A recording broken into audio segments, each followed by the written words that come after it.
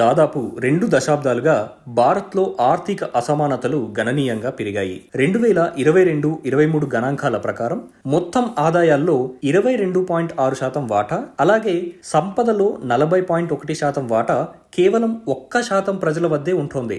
దక్షిణాఫ్రికా, Brazil, America వంటి దేశాలతో పోల్చినా ఇది చాలా ఎక్కువ.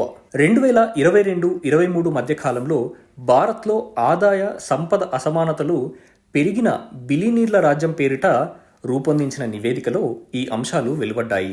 దీని ప్రకారం ముఖ్యంగా 2014-15 సంవత్సరం నుంచి 2022-23 మధ్య కాలంలో కొందరి వద్దే అత్యధికంగా సంపద కేంద్రీకృతమవడం అనేది మరింతగా పెరిగింది.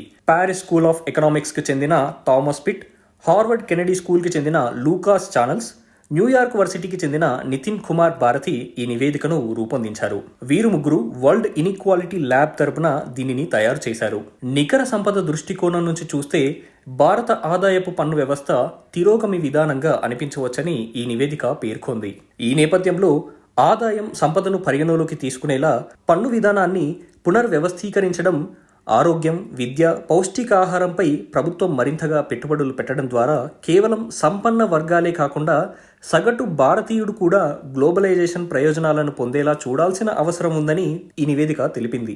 అలాగే అసమానతలపై పోరాడేందుకు 2022-23లో అత్యంత సంపన్నులుగా ఉన్న 167 కుటుంబాలపై 2% సూపర్ ట్యాక్స్ను విధిస్తే దేశ ఆదాయంలో 0.5% మేర సమకూరగలదని, సామాన్య ప్రజానికానికి ఉపయోగకరంగా ఉండే పెట్టుబడులు పెట్టేందుకు ఆర్థికంగా వెసులుబాటు లభించగలదని ఈ నివేదిక వివరించింది.